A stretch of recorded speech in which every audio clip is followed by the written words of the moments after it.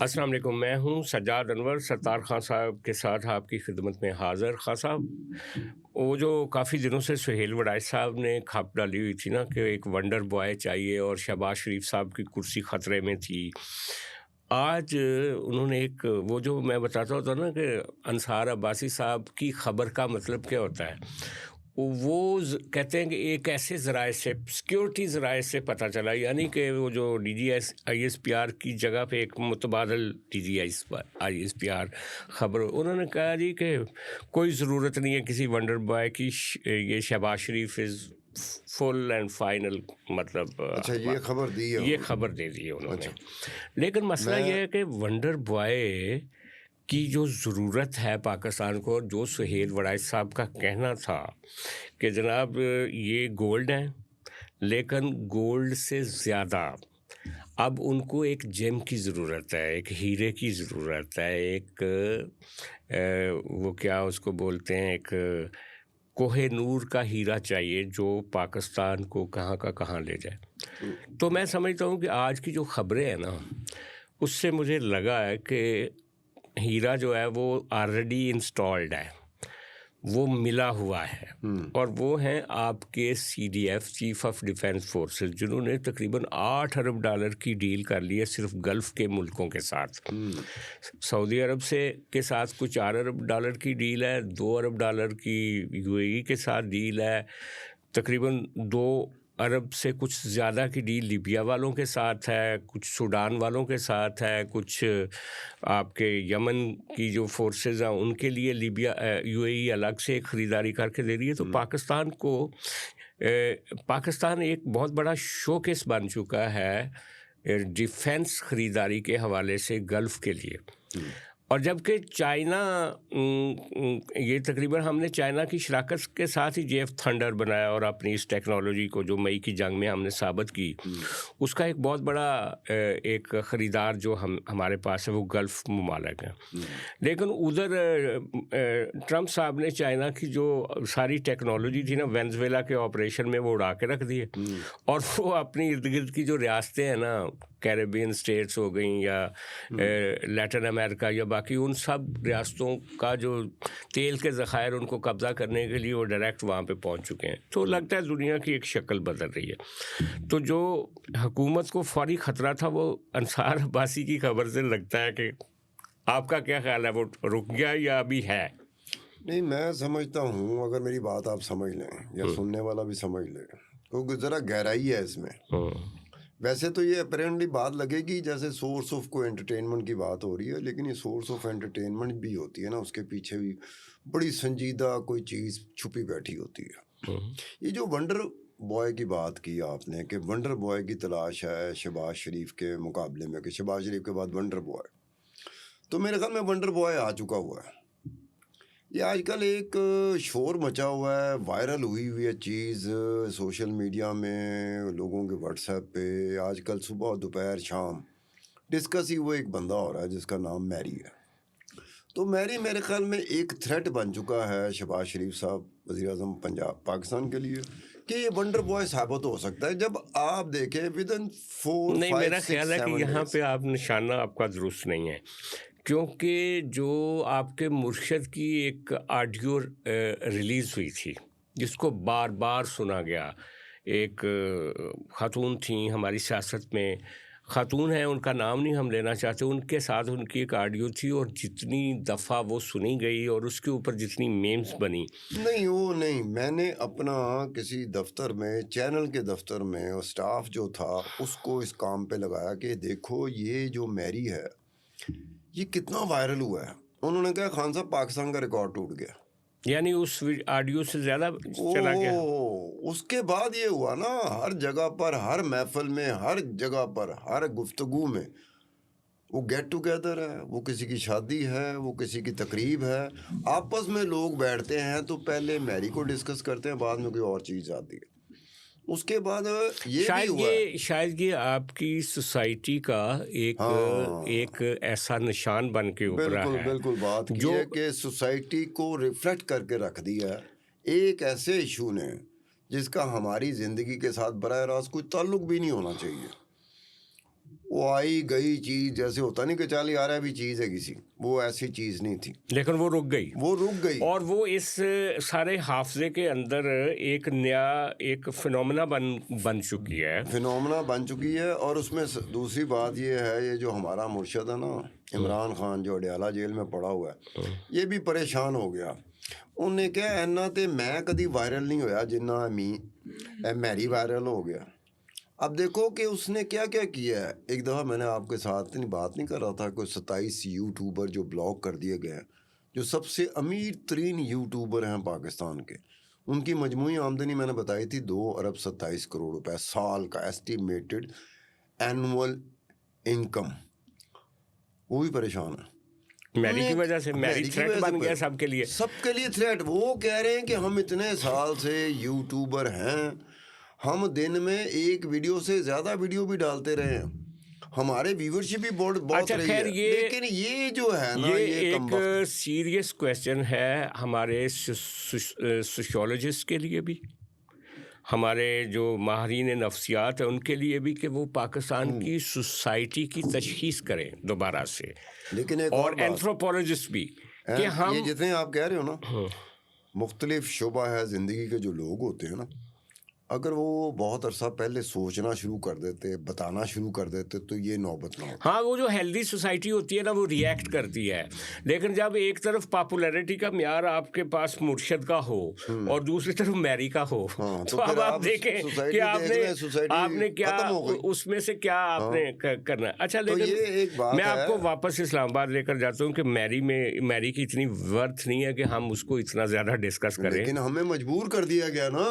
अब हो गया, भाई आलमे दीन जो हैं, जो यूट्यूब पे आते हैं, जिनको पता है कि वो अपना एक वीलॉग करेंगे, एक पॉडकास्ट करेंगे सोशल मीडिया पे, उसको लोग देखते हैं, वो मजबूर हो गए मैरी का जिक्र करने पे। अब अंदाजा करें ये आपकी सोसाइटी कहाँ पे है। लेकिन जब मंटो ने सोसाइटी की तस्वीर बनाई थी ना, तो आप उसको कोर्ट में ले गए थे। लेकिन आज मैरी को कौन कोर्ट में लेकर जाएगा? वो तो हवा में है, वो तो हर जगह पे है, वो पता नहीं है भी या नहीं इस वक्त कहीं पे। लेकिन वो आपकी सोसाइटी का एक पैरेलल कोड बन के सामने आ गया। अच्छा, लेकिन अब मैं आपको इस्लामाबाद लेकर चलता हूँ। मियाँ शहबाज शरीफ साहब की सीट तो बच गई जी, पक्की बात। जब अंसार अब्बासी साहब ने कह दिया तो मतलब बच गई के, अब क्या ख़तरा है। अच्छा, लेकिन अब नई लड़ाई शुरू है। नई ये लड़ाई भी काफ़ी दिनों से ज़ेर ज़मीन है। नून लीग वाले ये कहते हैं कि जो उनके अरकान कौमी असम्बली, सूबाई असम्बली, वो जाके कहते हैं कि जनाब पब्लिक के लिए कुछ करो। उधर आपका मुर्शद पॉपुलर है या फिर मैरी पॉपुलर है, तो आप तो पॉपुलर ही नहीं होता में कहीं पे आपके, तो क्या करें। तो वो सारा नज़ला आ रहा है वज़ीर ख़जाना के ऊपर। अच्छा, वज़ीर ख़जाना की जब तब्दीली के लिए बात करते हैं ना मुस्लिम लीग नून के ज़ोमा, और उन क्या लफ्ज़ इस्तेमाल किया? ज़ोमा जो उनके सीनियर लोग हैं, वो जब पावर दैट बी से बात करते हैं कि सर ये तो सारी जो IMF और वर्ल्ड बैंक की चीज़ें हैं, ये वज़ीर ख़जाना साहब सारी वही मनवा रहे हैं। जो पब्लिक के सेंटिमेंट्स है, गुर्बत है, बेरोज़गारी है, हमारे ग्राउंड प्रॉब्लम्स हैं, उनको एड्रेस नहीं किया जाता। तो वो जब उनकी बात करते हैं तो वहाँ से एक आवाज़ आ जाती है कि पता नहीं ये सिस्टम रहेगा भी कि नहीं रहेगा। आप वज़ीर ख़जाना को तो सारे डर जाते होंगे कि वो फिर सारे अच्छा वज़ीर ख़जाना नो रहन दो। तो ये जो आवाज़ आती है ना, ये आवाज़ वही जो आप कह रहे हैं कि सिस्टम का पता नहीं है रहेगा कि नहीं रहेगा, फिर सबको अपनी पड़ जाती होगी कि असी हो सकता है, असी भी ना रहिए, तो छड्डो परे वज़ीर ख़जाना अच्छी बेटर। लेकिन अब ख्वाजा आसफ ने कहा है कि ये जो गल्फ़ में डील्स कर रहे हैं ना CDF साहब, उसके नतीजे में इतना पैसा आ जाएगा आपके पास कि आप IMF के चुंगल से निकल जाएंगे और अपने लोगों के लिए कुछ कर सकेंगे। लेकिन ये जो गल्फ़ की डील्स है ना सर, ये भी अभी हवा में है। जब पैसा पाकिस्तान आएगा, जो आपने लोन लिए हुए हैं वो एडजस्ट होगा, कितना पैसा आएगा कितना नहीं आएगा वो कल की बात। जब कोई डिलीवरी होती है ना, हमारे यहाँ तो लोगों को थोड़ी सी अंडरस्टैंडिंग रखनी चाहिए। डिलीवरी होती है, ये तो असले की डिलीवरी है ना। जहाज़ों की डिलीवरी की बात करता हूँ, बोइंग हो, एयरबस हो, वो डिलीवरी होती है, कितना उसमें अरसा दरकार होता है और डिलीवरी होने में एडवांस कितना मिलता है और बाकी मानदा जो पेमेंट होती है वो कैसे होती है। जब ये असला बिक जाएगा, इसकी डिलीवरी हो जाएगी, पैसे आ जाएंगे, तो फिर हम कंफर्टेबली, हम दो भी कंफर्टेबली बैठे बात कर रहे होंगे कि अब हमें किसी IMF की ज़रूरत नहीं है। लेकिन वक्त से पहले उम्मीद की जा सकती है। और हमारे यहाँ पाकिस्तान में ज़रा अवॉइड करना चाहिए था, ये ख्वाजा आसिफ को भी अवॉइड करना चाहिए था नहीं, ये लेकिन बात करते हो हुए। क्या रहा है कि नहीं, पाकिस्तान मैं से क्यों कह रहा हूँ, ख्वाजा आसिफ को ये बात करते हुए अवॉइड करना चाहिए था। कौम तो वैसे ही आसरे की तलाश में रात को फिरती है, रात के अंधेरे में ये कौम आसरे की तलाश में फिरती है, ज़रा सा कोई आसरा या उम्मीद मिल जाए ना, उसके ऊपर लग जाती है ये। तो ख्वाजा आसिफ को अवॉइड करना चाहिए था कि जब तक आ नहीं जाते तब वो बात करते। लेकिन बात ये है कि आपकी गवर्नमेंट ने ये ऐलान नहीं किया कि गल्फ़ के साथ डील हो रही है, किसी स्पोक्समैन ने नहीं कहा, ये खबरें जारी कर देता है राइटर्स। अच्छा, एक तीसरे मुल्क की एक एजेंसी है, वो खबरें चला देती है, उनके नुमाइंदे यहाँ पे मौजूद हैं। अच्छा, अब आपका काम है ना कि अगर एक काम नहीं, एक डील हो रही तो आप कह दें कि नहीं हो रही, आप भी खामोश रहते हैं। उसका मतलब ये होता है कि हो रही है, कुछ ना कुछ हो रहा है। लेकिन सच बात आपने दुरुस्त कही कि जब तक डिलीवरी नहीं होती, पैसे नहीं आते, तब तक तो ये हवा में है ना सारा कुछ। अच्छा, इसी तरह जो हम आगे बढ़ते हैं, लेकिन पंजाब में क्या हो रहा है? पंजाब में यार ये मुल्क जो है ठीक है, इसमें सियासतदानों के लिए स्पेसेस बहुत कम हैं। एक सियासतदान जेल में होता है और दूसरा जो है वो इक़्तिदार में होता है। जब अगला टर्न आता है तो वो इक़्तिदार वाला जेल में होता है और दूसरा उसमें आ जाता है। ये तो बदकिस्मती है। और ये हमारी इस्टेब्लिशमेंट जो है वो मुख्तलिफ़ तरीक़ों से ये खेल नहीं जारी रख सकेगी, तो इस्टेब्लिशमेंट की अपनी साख खतरे में पड़ जाएगी। अगर सारी सियासी जमातें मिलकर चार्टर ऑफ डेमोक्रेसी या चार्टर ऑफ राइट्स का कोई ऐलान कर देंगी, आपकी बात नहीं मानी जा सकती। अच्छा नहीं, अगर कर देंगी, सियासतदानों ने, सियासी जमातों ने जो बात आपने की है, अगर पहले दिन की अगर ज़हन में डाल लेते तो ये हालात ना होते। तो ये हालात ना होते। लेकिन अब कितनी बुरी खबरें, दो लोगों की ज़ाती ज़िंदगियों में एक तरह से मदाखलत शुरू हो गई है। भाई अगर PTI की कोई पॉपुलैरिटी है किसी जगह पे तो आपको रिस्पेक्ट करनी चाहिए। राहवाली में एक शादी की तकरीब थी, वहाँ एक फैमिली जो थी वो PTI के ओहदेदार थे, उन्होंने शादी की वलीमे की तकरीब में इमरान खान की तस्वीर लहराई। थोड़ी देर में वहाँ पे पंजाब पुलिस जो है वो चढ़ दौड़ी उस शादी की तकरीब में, उनकी ज़ाती ज़िंदगी के फंक्शन में, और उन लोगों को पकड़ के आपने अरेस्ट कर लिया और कहा जी ये PTI के लोग थे और इनकी वजह से नक्शे अमन का ख़तरा था। भाई वो अपनी शादी, वो फैमिली वो अपनी शादी को जिस तरह से भी कैमरामैन को ना देखें, आप अपनी बात करें। क्यों कैमरामैन की इजाज़त से आप बात कर रहे हैं? मैं इसलिए मैंने कहा कि वो शायद खुश हो जाए। अच्छा, लेकिन आगे रात के अंधेरे में उलझ चुका हुआ है, ये इसको रोशनी नहीं मिलेगी। अच्छा चलो जी, वो राहवाली वाला वाकया जो है ना, वो किसी SHO पे डाला जा सकता है, पुलिस की ज्यादती कहा जा सकता है कि जी पंजाब गवर्नमेंट को पता नहीं लगा, मरियम साहबा को नहीं पता चला। पंजाब गवर्नमेंट की इंस्ट्रक्शंस होंगी तो SHO ने नहीं किया। अगर आप कह देते हैं दूर दराज, लेकिन जो लाहौर में हुआ है वाकया वो उससे भी बड़ा है। शालामार गार्डन जिसको रेनोवेट किया पंजाब गवर्नमेंट ने, उसके फव्वारे, उसकी जो रवशें हैं और जो फूल हैं वो नए लगाए गए। तलत हुसैन साहब आए यहाँ पे, वो भी उन्होंने एक आके वहाँ पे एक बड़ा शानदार एक क्लिप बनाया कि ये बड़ी शानदार जगह बन गई है, पूरा लाहौर जा रहा है। ये पंजाब गवर्नमेंट की तारीफ़ करनी चाहिए। लेकिन वहाँ पे क्या हुआ, एक फराज खान नामी कवाल थे जिनको ये जो मेला लगाया गया है वहाँ पे, उन्होंने ही उसको वहाँ पे बुलाया कि आप कवाली करें, और पेमेंट पंजाब गवर्नमेंट ने दी। अच्छा, वहाँ पे पब्लिक थी, पब्लिक ने डिमांड कर दी उसको कि नाकदा कोका सुनाओ हमें। तो उसने पब्लिक डिमांड के ऊपर नाकदा कोका वाला जो गाना था मलकू का, वो सुना दिया और पुलिस ने जाके पकड़ लिया जी उसको भी। नक्शे अमन की ये बताया जाए, नाकदा कोका वैसे ही गाना था। बाद में वो अडयाला जेल का हमारा जो मुर्शद है ना, इमरान खान, वो बाद में उस गाने में आया था। तो उसने, फराज ने, जो कवाल था, उसने सिर्फ नाकदा कोका गाया या उसने साथ मुर्शिद इमरान खान का भी जोड़ दिया था भाई कैदी का। जो रिपोर्ट हुआ है वो यही हुआ है कि नकदा कोका, अब अच्छा। नकदा कोका जो है उस गाने में आपके मुर्शिद के कुछ जुमले भी हैं, हो सकता है उसने वो भी चला दिए हाँ, वो भी चला हों दिए। जज्बात में आके, क्योंकि पब्लिक सुन रही थी। नहीं, और जज्बात वो में फनकार नहीं आता। फनकार ऑडियंस को जब देखता है ना, हाँ, तो ऑडियंस के जज्बात के जद में वो फनकार भी वो आ जाता आ है। गया आ गया यार। क्या एक छोटा सा मामला था वहां का, आप दरगुजर करते, आप एक गवर्नमेंट हो, नहीं जी उसको भी बेचारे को पकड़ लिया। या कवाल को भी पकड़ लिया। कवाल को भी पकड़ लिया। अच्छा, वैसे एक बात है, ये दोनों वाकयात के साथ मैं एक चीज़ जोड़ना चाहता हूँ जो मैंने पहले भी इसी शो में की थी। वो भी पहले ही बताया, ये पंजाब के चीफ एग्जीक्यूटिव या चीफ मिनिस्टर कौन है? मरियम नवाज साहब। मरियम नवाज है। अच्छा, ये जी, जी। खातून है, मेरे ख्याल में पहली खातून है जो पंजाब की वजीर आला। अच्छा। तो ज़रा मरियम नवाज का पहला है चांस। इससे पहले इस जगह पर उनके वालिद साहब चीफ मिनिस्टर हुआ करते थे, फिर बाद में प्राइम मिनिस्टर 3 दफ़ा हो गए। उनके चचा इस पंजाब के चीफ मिनिस्टर होते थे। 3 दफा तकरीबन वो वजीर आला रहे। 2 दफ़ा वज़ीर आज़म वो बन चुके हैं। 1 दफा उनका बेटा। ठीक है। अब ये है कि मरियम नवाज का भी अल्टीमेट टारगेट तो मेरे ख्याल में होएगा, अपने अब्बा जी को और अपने चाचा जी को अगर फॉलो करते हैं तो टारगेट तो होगा ना कि एक दिन वो भी वज़ीर आज़म होंगी।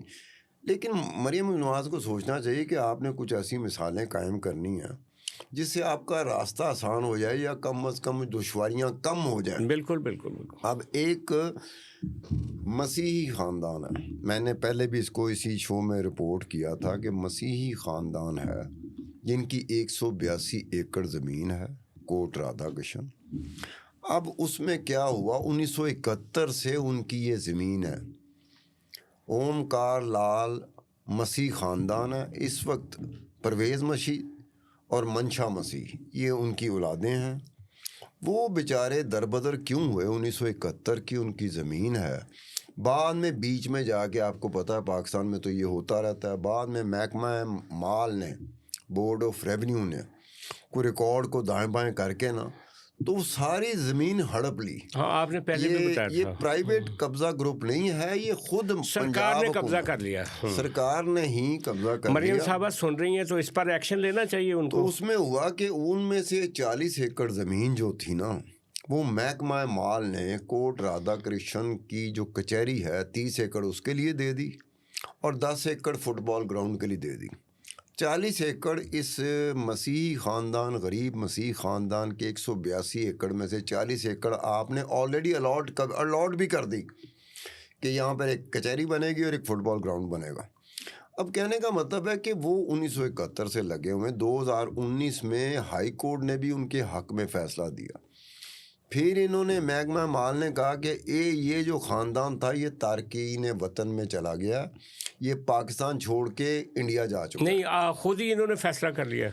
ये रिकॉर्ड में अगर मैं रद्दोबदल करता हूँ, नहीं तो यार, अगर ये मैं तो अदालत करते, ये वो हाई कोर्ट में नहीं गया है, सुप्रीम कोर्ट में नहीं गया है। वो बेचारे फोटो कापियों के पैसे लोगों से मांगते हैं। अगर उन्होंने कोई डॉक्यूमेंट किसी जर्नलिस्ट को देने हैं ना, तो वो उसके जो फोटो कॉपी होंगे ना, उसके पैसे भी कोई बंदा और देता है।